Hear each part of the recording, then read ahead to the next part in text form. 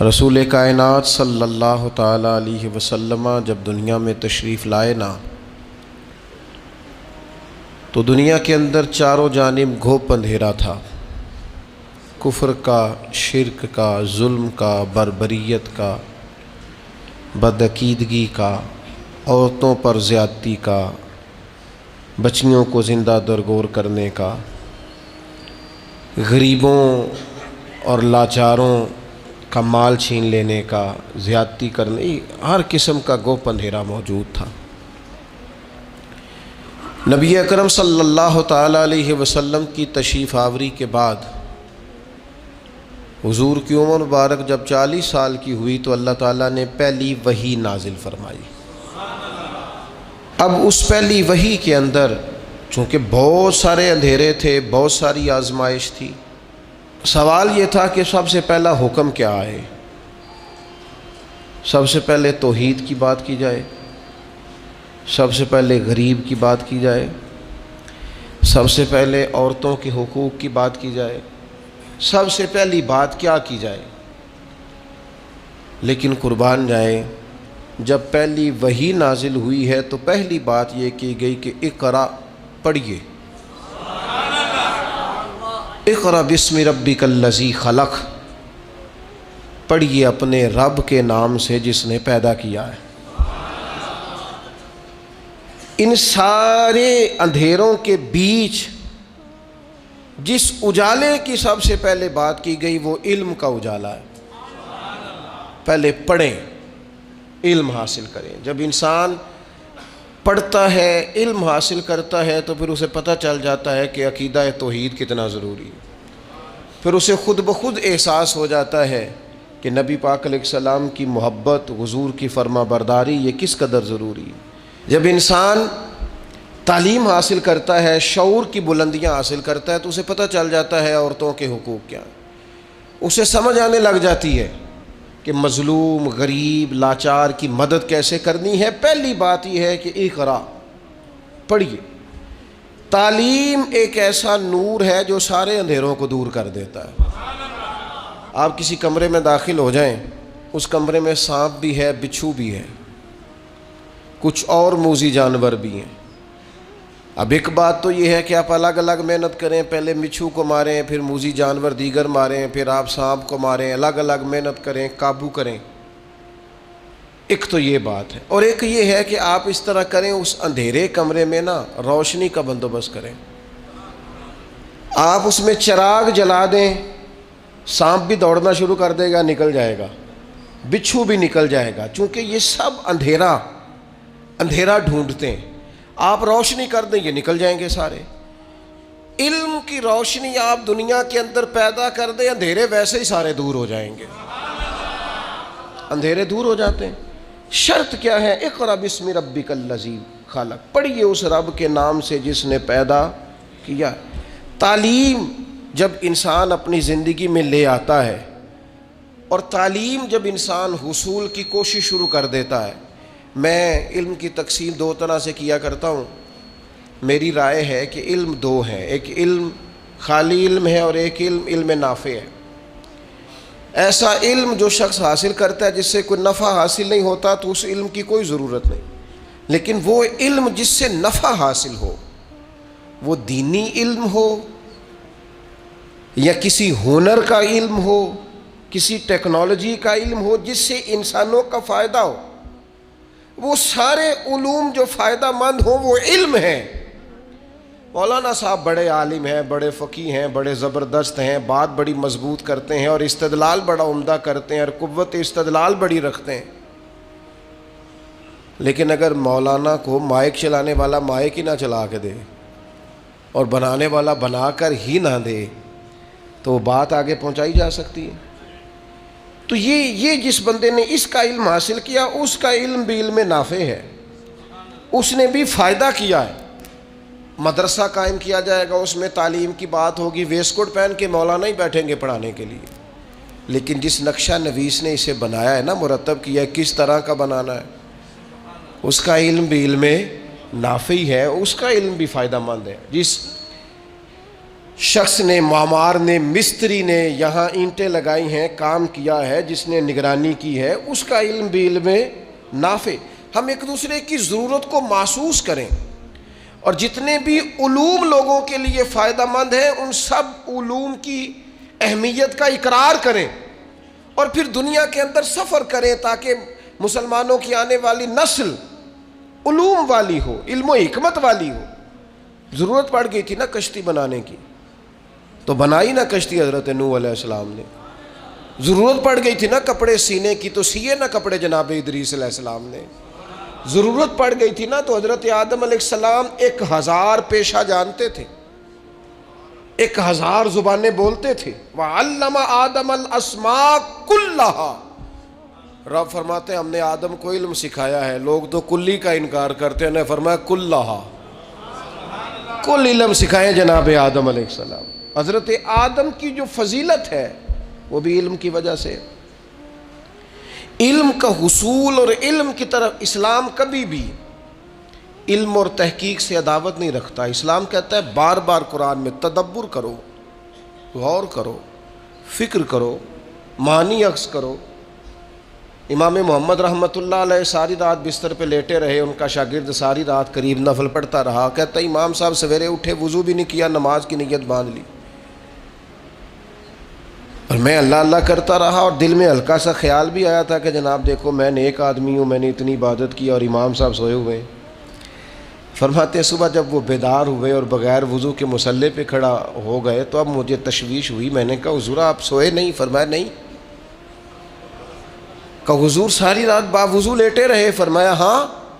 کہا حضور کیا کرتے رہے؟ فرمایا تم اپنے لیے کام کرتے رہے، میں نبی پاک کی امت کے لیے کام کرتا رہا۔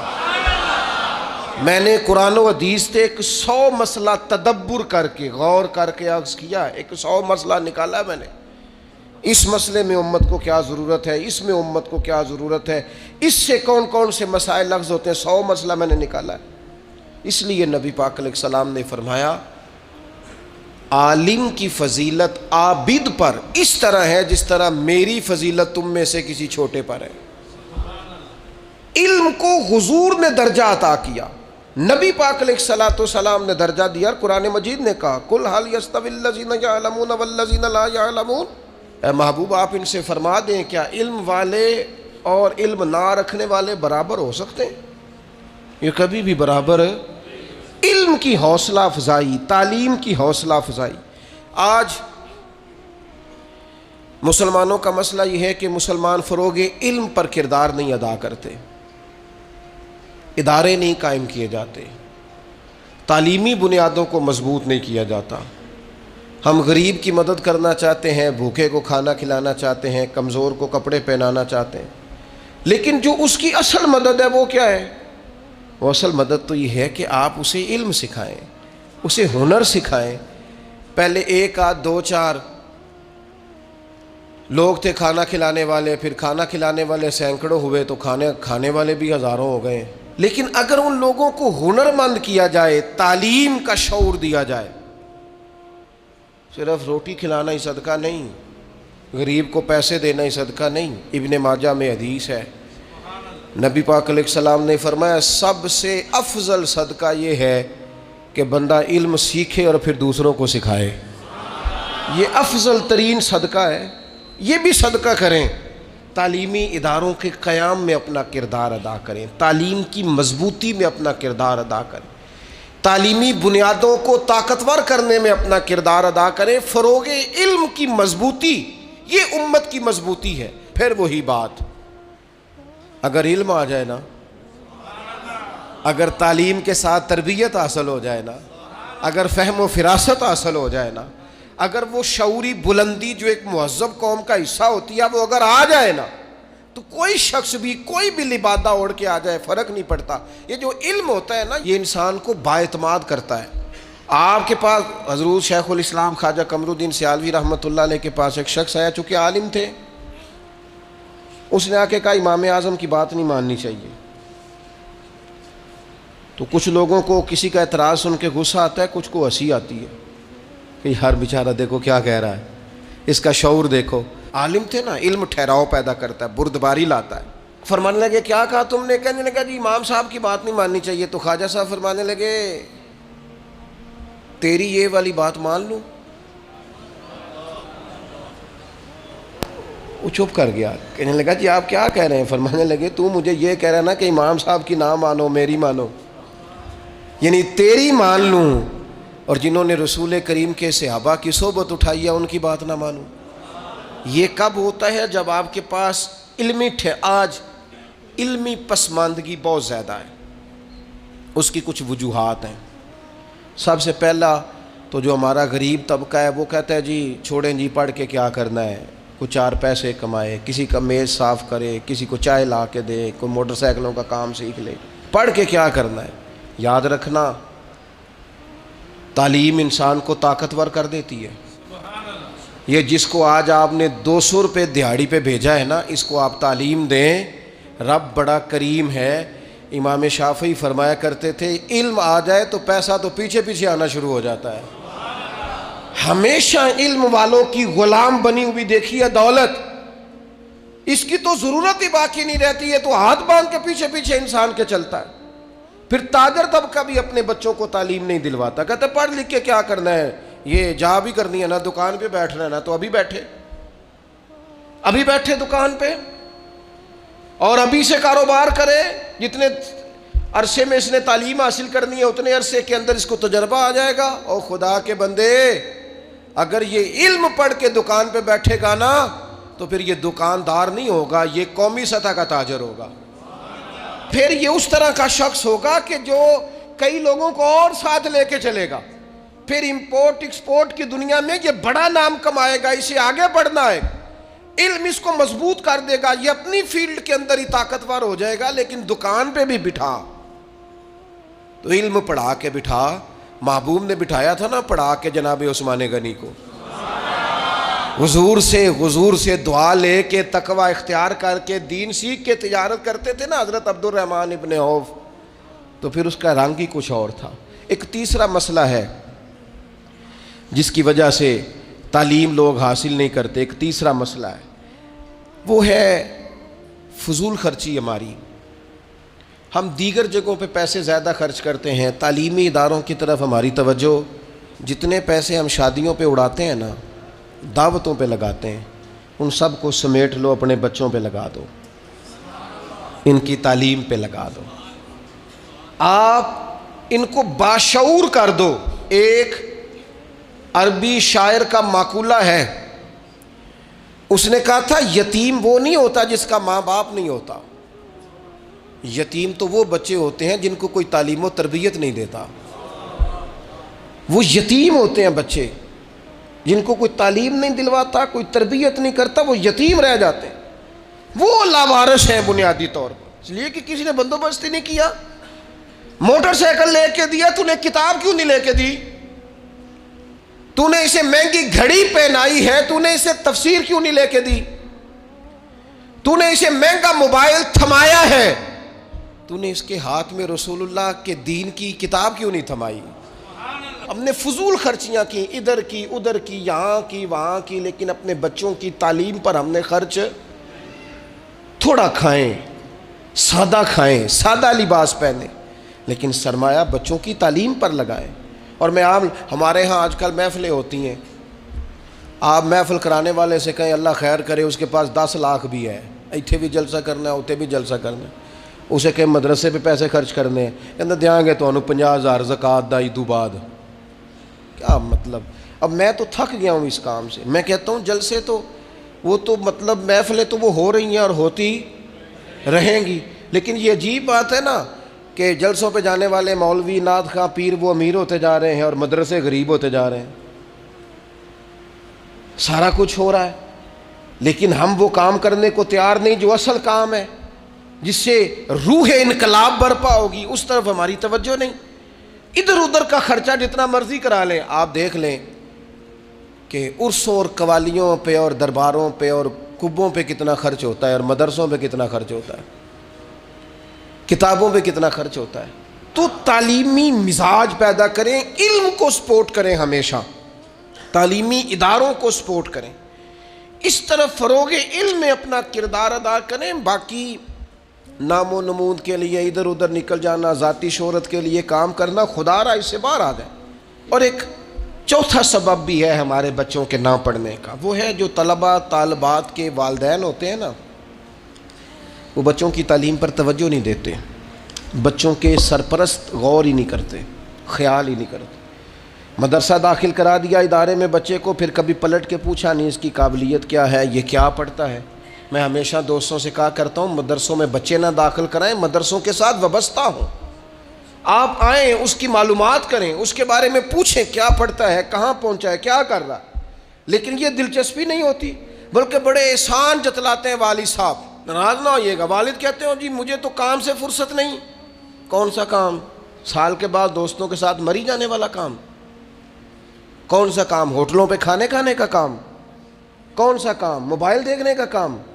کس کام سے فرصت نہیں؟ اللہ ماشاءاللہ میں تو بیزی رہتا ہوں، لہذا میں بچے کے پیچھے، تو کون جائے گا بچے کے پیچھے؟ کون خبر؟ میں نے پہلے بھی کہا تھا ہم نے اپنے بچوں کو سارا کچھ دیا ہے، اعتماد نہیں دیا۔ ان کے ساتھ تو کوئی شخص اگر ظلم زیادتی کر رہا ہوتا ہے تو وہ ہمیں بتاتے نہیں، اس لیے کہ والد تو اتنا غصہ کریں گے، کہاں بات چلی جائے گی، وہ تو بات سنیں گے نہیں۔ ہمارا بچہ ہمارا دوست ہو، وہ ہم سے اپنا دکھڑا تو کہہ سکے، وہ اس کے اندر اگر کوئی پریشانی ہے تو والدین سے ڈسکس تو کر سکے، ان کو بتا تو سکے یہاں میں آزمائش کا شکار ہوں۔ لیکن وہ ہمارا مزاج ہی نہیں، ٹائم ہی نہیں ہمارے پاس، اتنا کون وقت دے کے بچوں کو یاد رکھنا۔ سب سے قیمتی سرمایہ اگر ہمارے پاس کوئی ہے تو ہماری اولاد ہے۔ میں ان خوبصورت مزاج کے والدین کو جانتا ہوں جو سالوں سے کسی دیہات میں رہ رہے تھے، پر ہجرت کر کے علاقہ چھوڑ کے شہر میں آئے۔ کس لیے آئے؟ میرے بچے پڑھ جائیں، ان کو تعلیم مل جائے۔ کس لیے انہوں نے ڈبل نوکریاں کی؟ میرے بچے پڑھ جائیں۔ تھوڑا سا بچوں کے پیچھے آئیں، ان کی سرپرستی کریں، آپ ان سے پوچھیں کہ وہ کیا چاہتے ہیں، ان کے اساتذہ کے ساتھ اٹیچ ہوں۔ یہ بچہ ہے، نرم و نازک کومپل جو ہوتی ہے نا، اس کو کئی چیزوں کی ضرورت ہوتی ہے، پودے کو پانی بھی چاہیے، اسے مناسب نمی کی ضرورت ہے، اسے سورج کی تمازت کی ضرورت ہے، اگر اس کے ساتھ کوئی جڑی بوٹی آئے گی تو وہ کاٹنے کی بھی ضرورت۔ یہ ساری ضروریات بنیں گی تو پودا بڑا ہوگا۔ ہم یہ کام ہی نہیں کرتے، بچوں کی سرپرستی نہیں کی جاتی۔ اور ایک پانچواں سبب ہے تعلیم کے عام نہ ہونے کا، وہ یہ ہے کہ تعلیم بکتی ہے، تعلیم کی تجارت ہوتی ہے، یکساں نصاب تعلیم نہیں، یکساں معیار تعلیم نہیں ہے۔ تین چیزیں ایسی ہوتی ہیں جو کسی قوم میں کبھی نہیں بکنی چاہیے۔ ایک قانون، ہر شخص کو اس کے دروازے پر انصاف ملے۔ ایک صحت، کوئی کمپرومائز نہیں، کبھی کسی کی صحت پر سودے بازی نہ کریں۔ میں بڑے درد سے کہتا ہوں، صحت اور میڈیکل سے وابستہ لوگوں کے ساتھ تم جب کسی سے پوچھتے ہو نا کہ تمہارا علاج ہونا ہے، کتنے کو پیسے خرچ کر لو گے، جب تم یہ سوال پوچھتے ہو تو کبھی سوچتے ہو کہ اس جگہ اگر میرا کوئی اپنا ہوتا تو پھر بھی میں اس کی صحت پر تجارت کرتا؟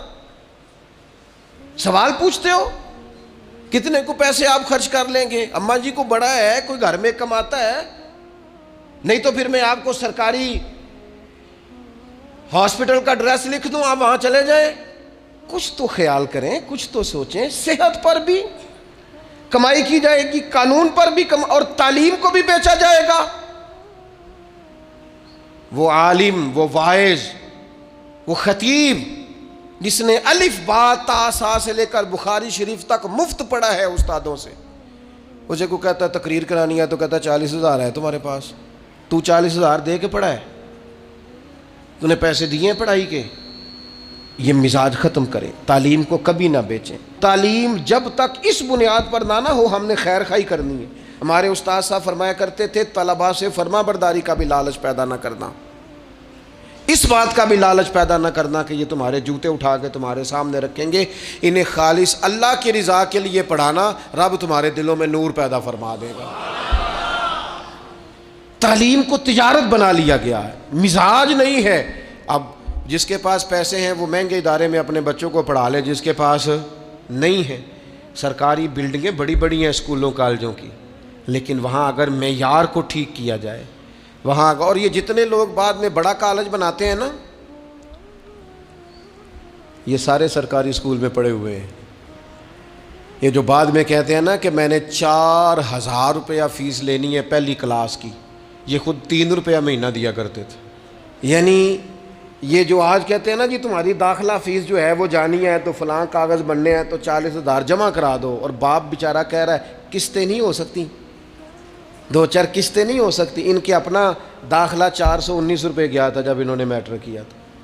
کیوں ہم بھول گئے اس وقت کو کہ جب ہمیں تعلیم کی ضرورت تھی تو کشادہ تھا ہمارے لیے مسئلہ، اور ہم نے لوگوں کے لیے تعلیم کو تجارت کبھی نہ بنائیں، تعلیمی مزاج پیدا کریں. ہاں یہ میں آپ کو صحیح بتاتا ہوں کہ جہاں تعلیم مفت ہوتی ہے نا وہاں کچھ قدر کم ہوتی ہے، لیکن اب اس کو دیکھ کر کیا ہم ان چیزوں کی تجارت شروع کر دیں گے جو چیزیں ٹھیک نہیں؟